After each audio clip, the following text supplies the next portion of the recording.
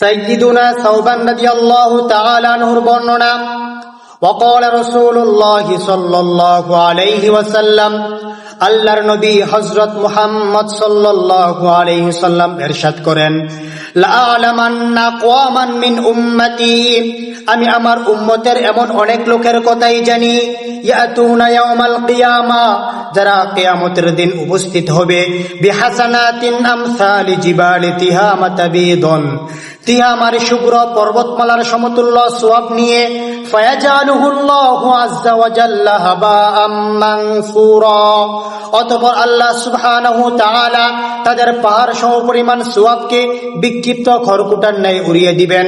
ওয়াকালা সাওবান রাদিয়াল্লাহু তাআলা আনহু বলেন, ইয়া রাসূলুল্লাহ, তারা কারা? তাদের বৈশিষ্ট্য সমূহ আমাদের বলে দিন, যাতে আমরা অজ্ঞতাসারে তাদের দলের অন্তর্ভুক্ত হয়ে না যাই।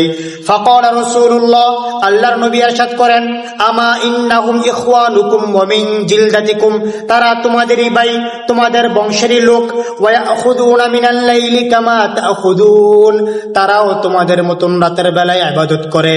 ওয়ালাকিন্নাহুম আকওয়ামুন ইযা খালাউ বিমাহারিমিল্লাহ ইনতাহাকুহা, কিন্তু তারা নির্জন মুহূর্তে যখন একাকী থাকে তখন আল্লাহ তাআলার নাফরমানিতে লিপ্ত হয়।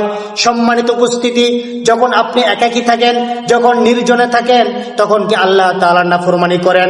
অতএব যদি এই বদভ্যাস নির্জন মুহূর্তে আল্লাহ তাআলার নাফরমানি করার বদভ্যাস থেকে থাকে, তাহলে তা পরিত্যাগ করুন, অন্যথায় কিয়ামতের দিন আল্লাহ সুবহানাহু ওয়া তাআলা আপনার পাহাড় সম পরিমাণ সওয়াবকেও বিক্ষিপ্ত খড়কুটার ন্যায় আকাশে উড়িয়ে দিবেন।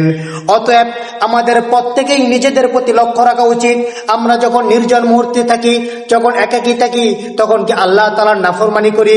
তখন কি ইন্টারনেটে অশ্লীল সাইডে ব্রাউজিং করি? তখন কি আমরা বিভিন্ন অশ্লীল গান শুনি, যেই গান আমাদের অন্তরে মুনাফিকি তৈরি করে?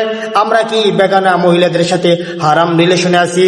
যদি আমাদের এই বদভ্যাস থেকে থাকে, গোপন গুনার বদভ্যাস থেকে থাকে, তাহলে তা পরিত্যাগ করুন, আর না হলে কিয়ামতের দিন আল্লাহ সুবহানাহু ওয়া তাআলা আমাদের পাহাড় সমপরিমাণ সওয়াবকেও বিক্ষিপ্ত খড়কুটার ন্যায় উড়িয়ে দিবেন।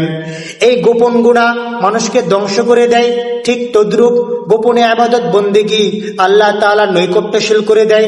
অতএব আল্লাহ তাআলার নিকট পানা চাই, আল্লাহ তাআলা যেন আমাদেরকে গোপন গুনাহ থেকে বেঁচে থাকার তৌফিক দান করে এবং গোপনে আল্লাহ তাআলার ইবাদত বন্দেগী করার তৌফিক দান করে।